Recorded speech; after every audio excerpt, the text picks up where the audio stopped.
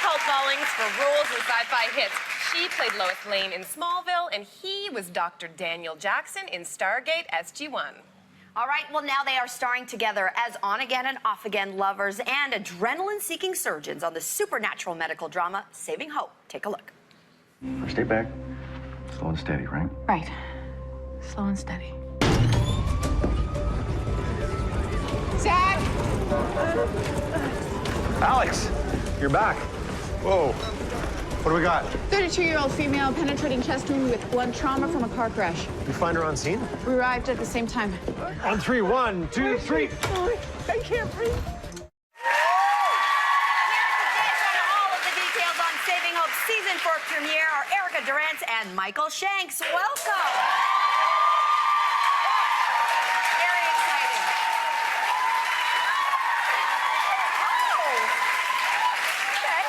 First of all, a huge congratulations on upcoming Season 3, which is very, very exciting. On the upcoming season, Season 4, I believe, correct? I know, we're coming back again.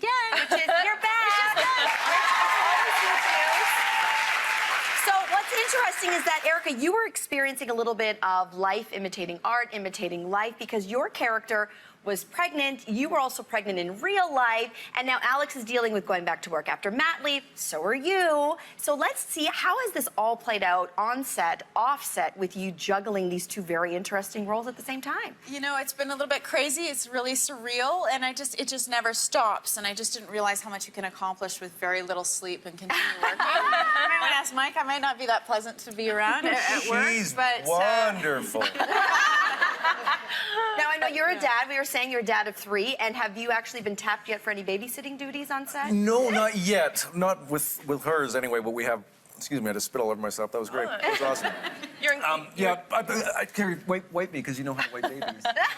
Yeah, thank you. No, she hasn't hit me up for that, but we have our own, like, brood of children that run through our sets, so we've been kind of like taking turns looking after them. So. And Erica, if I may, how old is your little guy now? he's 7.5 months. 7.5 months. Yeah. Oh my goodness, I can't Oh even. my goodness. He's really little there. Look at those Oh, chubby little yeah.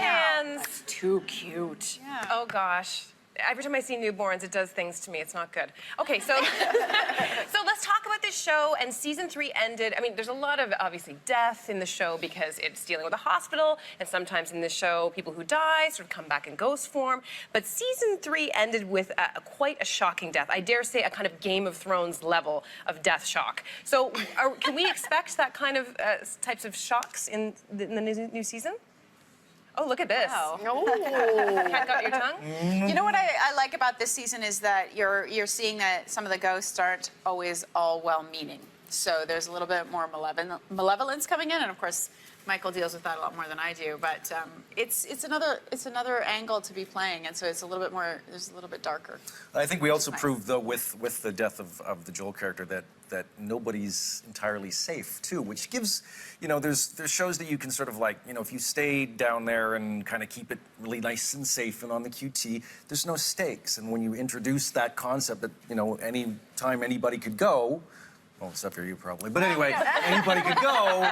That you know, every situation has urgency to it. If you don't believe anyone's going to die or is in true jeopardy, then it's not really dramatic. So Now, I know you slid it in there, but I am going to say it again, and I want to forewarn everyone. There's a spoiler alert here, because although you slid it out, there was the shocking death of Dr. Joel Gorin, which was a big deal. That was played, of course, by Daniel Gillies.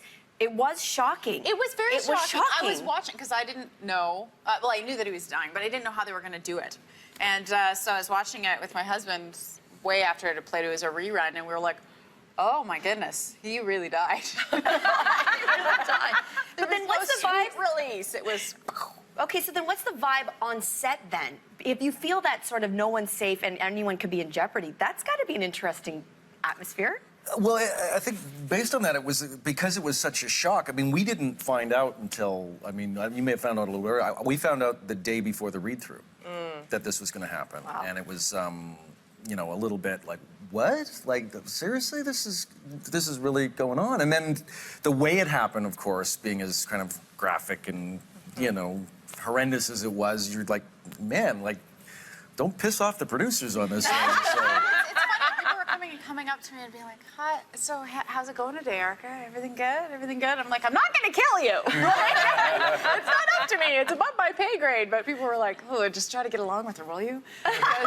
So. Okay, so there's that dark element to the show, but there's also a lot of, I dare say, like sexy times in the show. And you two, your characters, have sort of had an on-again, off-again relationship.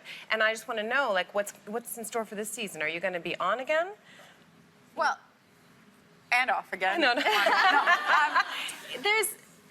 This is the first time the audience actually gets to see them a little bit in what the happily ever after would be. At least it starts that way. And then as the show progresses, of course, they run into all sorts of obstacles, and there's still the whole issue of paternity and who is the father, and so we're dealing with that as well. Very, very nice. Okay, so Cynthia, I know that they've gotten to know each other very, very well. But we're going to put that to the test. Okay, yeah, exactly. So basically, we asked you a couple questions backstage before the show about each other. So right now, It's going to be a problem. you're going to be answering. We're going to ask you some questions. You're going to be answering based on what you think your co-star said. Okay, so you go. Okay, so I'm going to start with this. Erica, if Michael were to describe your character's relationship using a movie title, what movie would he say? Okay.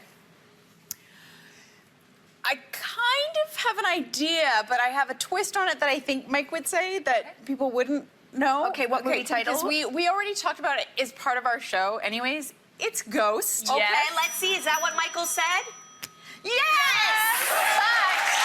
But the addendum to that would be that I would play the part of Patrick Swayze. And she would play the part of Demi Moore. I'd like to see this pottery sculpture scene. Wouldn't it be beautiful? It would be beautiful, beautiful thing. Okay, so Michael, what did Erica say her all-time favorite scene to shoot was? Her all-time favorite scene to shoot.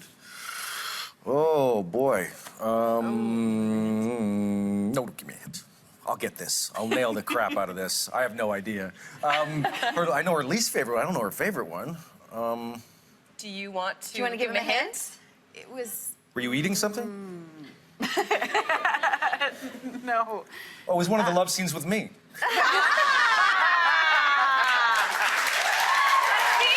see if that's exactly what it was.